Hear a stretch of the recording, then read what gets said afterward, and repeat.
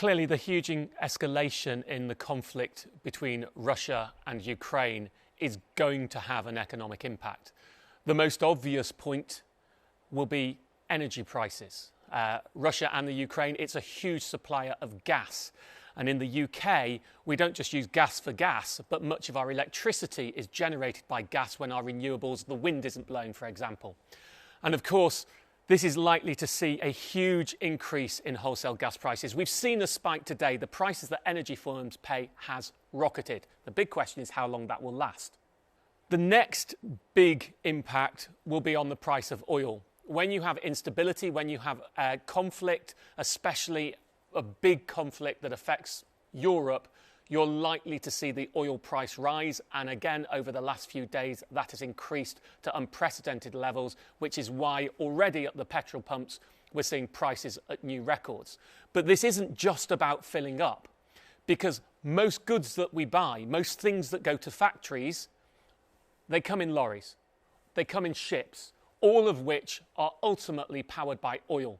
So oil going up increases the prices that suppliers pay, increases the cost of delivering goods to us, and is hugely inflating in the price of food and many of the goods we always buy. So if this lasts a long time, most things will go up in price.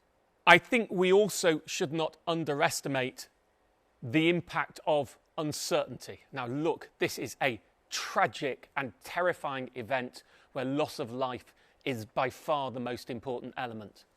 But the worldwide economic uncertainty stretches way beyond just the Russia-Ukraine region and reaches all of us. And when we have uncertainty, that is not good for economies. That tends to bring down productivity. And if you add that to the energy and the oil issue, if this goes on for a long time and is not resolved, or the conflict escalates further, there is the potential to have a substantial economic impact, and that will hit all of us.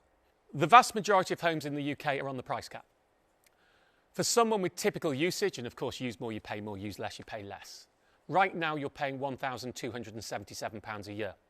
On the 1st of April, that goes up 54% to £1,971 a year. The next period is the 1st of October. And the 1st of October prices are based on the wholesale rates, the prices energy companies pay, from the beginning of February until the end of July. So we're in that period now. Now, before today, we were expecting it to rise another 20%, taking people into the 2,100, 2,200 round. I mean, if it stayed on today's prices, it would spike way beyond that. But we have to remember, we don't know if this spike in energy prices will last a day, a week, a month, or a year. So I think it's too soon to say. But what I pretty much lay money, prices aren't going down in October. They're almost certainly going up. And if this continues at the level it is right now, they will go up a lot. Look, we are already in a nightmare cost of living crisis. Energy bills going up 54% on the 1st of April is totally unprecedented. And if you put that on the fact that food costs are going up and that the costs, water bills are going up for many people, council tax is going up, we have an increase in national insurance coming. We are already before this in a cost of living crisis. And this has the potential to exacerbate that and to make it far worse. Now look, the most important thing is we hope that this conflict is resolved and there's limited loss of life. But equally, for us in the United Kingdom as well, we also have to hope economically that it is resolved, because this is not going to make anything better.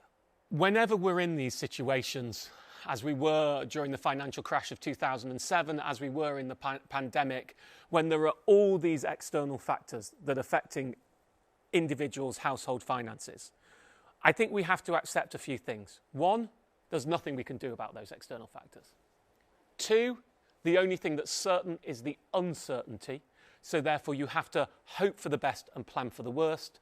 And three, the one thing we can control is our own finances. So if you're struggling, and many people will have already done this, go through every single thing that you spend money on and ask yourself, do I need it? Could I do it a cheaper way? Could I get better value for what I'm doing? And that's all you can do right now. Other than, if you go beyond that and you need more help, then go and talk to the help agencies and write to your MP.